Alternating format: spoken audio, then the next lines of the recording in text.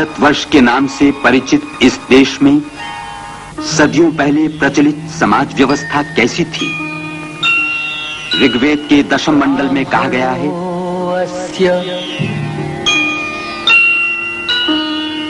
मुखम आसित ब्राह्मण, क्षत्रिय, वैश्य, शूद्र ये मूलतः 4 वर्ण थे। आगे चलकर ये वर्ण जन्म के आधार पर कई जातियों में बंट गए। इस जात पात के भेदभाव की जड़ें गहराई तक पहुंच गईं और उनके कटीले पौधे समाज के शिखर तक फैल गए। 19वीं सदी में विदेशियों का, अंग्रेजों का शासन इस देश में पक्का जम गया था। फिर भी इस उपमहाद्वीप में देहातों, नगरों में से दलितों को अछूत बनाकर गांव के बाहर कर दिया गया था। जीवन उनका जानवरों से भी गया बीता था। दरिद्रता और अज्ञान की कोई सीमा न रही।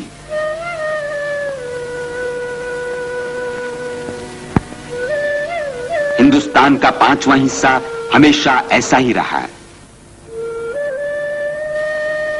परंपरागत रूढ़ी से दलितों को छूना तक पाप था।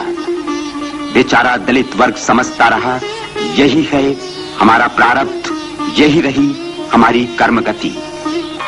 इसी काल में कोंकण में दापोली के नजदीक आंबवड़े देहात में अछूत महार परिवार के सूबेदार रामजी सकपाल के घर में 14 अप्रैल 1891 में भीम नामक पुत्र हुआ।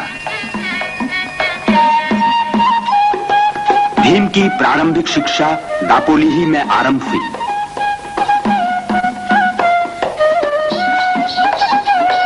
पर इसी बीच रामजी को सातारा में जाकर बसना पड़ा। वहीं के एक अध्यापक ने अपने इस प्यारे शिष्य का उपनाम उनकी जन्मभूमि आंबवड़े से आंबेडकर रखा। इसी उम्र में भीम को एक नई व्यथा का अनुभव हुआ। बड़े बाल कटवाने वो नाई के पास गया। 1903-4 की ये बात है। किसका छोरा है? अछूत महार का? तेरे बाल काटकर मैं अपने उस्तरे को अपवित्र कर लूं? जा जा। क्या मैं अछूत हूं?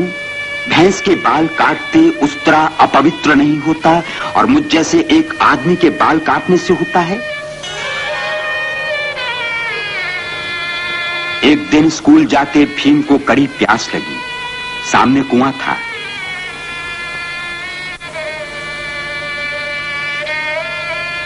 वो कुएं पर जाकर पानी पीने लगा। इतने में हाय राम, अछूत ने पानी छुआ। कोई है रे उधर? पीटो थेड़ को, कचूमर निकाल दो इसका। अस्पृश्यता क्या चीज है, इसका अनुभव भीम को इसी उम्र में हुआ।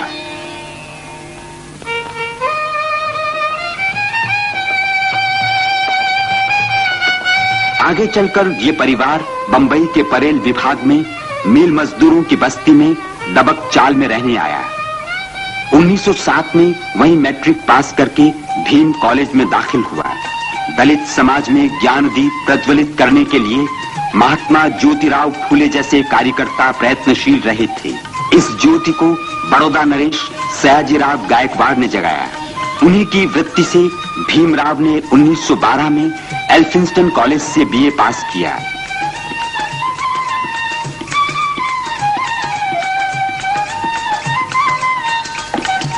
उच्च शिक्षा के लिए 1913 में भीमराव अमेरिका गए।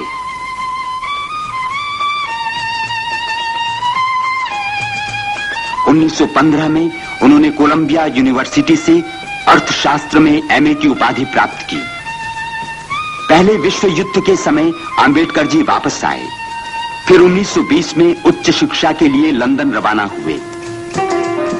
उस समय 2 सगे संबंधी उनके साथ थे। ग्रंथ सगे थे, दारिद्र्य संबंधी था। फिर भी वहां पीएचडी, डीएससी, बारेटला ये एक से बढ़कर एक उपाधियां प्राप्त कर 1923 में वे भारत लौट आए। उसी समय गांधी जी के असहयोग आंदोलन ने हिंदुस्तान में जड़ जमाई थी। सदियों से सोया हिंदुस्तान नई चेतना से जाग उठा था।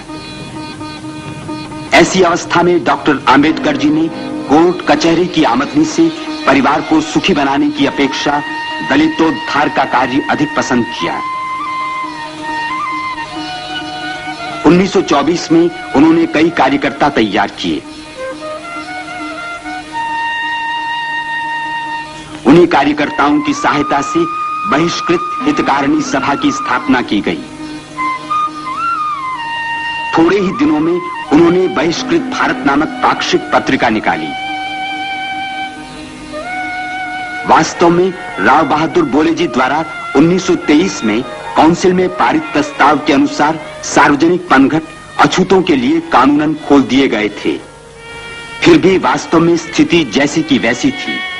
जानवरों की छुआछूत चलती थी, लेकिन दलित आदमी दूर दूर।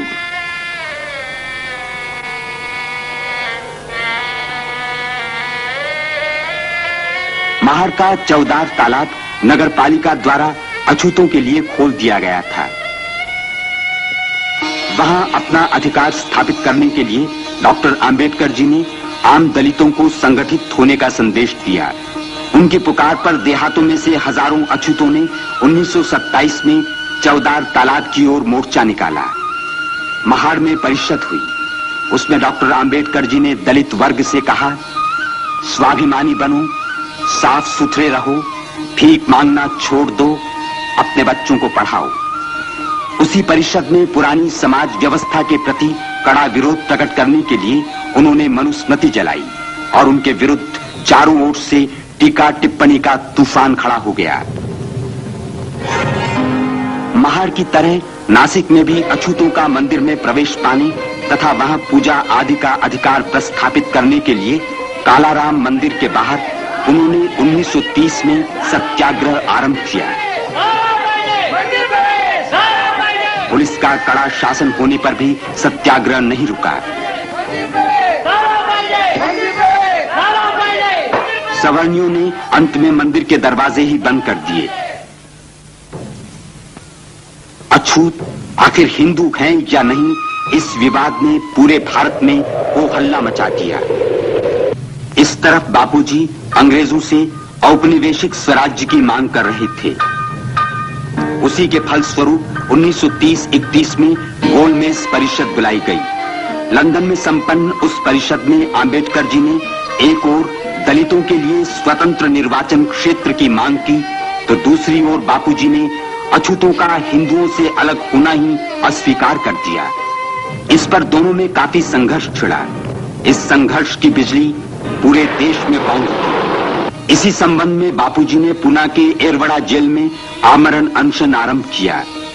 शुरू में डॉक्टर आंबेडकर जी अपनी बात पर अटल रहे, इसलिए लोगों ने उन्हें घोर राष्ट्रद्रोही तक कहा। आखिर बड़े बड़े नेताओं के प्रयत्नों से संयुक्त निर्वाचन क्षेत्र का पर्याय निकाला गया।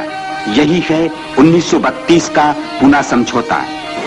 बादल बरसे, कटुता की गंदी गलियां साफ हो गई। दलित वर्ग तथा सवर्ण हिंदुओं की अभिन्नता की नींव इस तरह पक्की हो गई।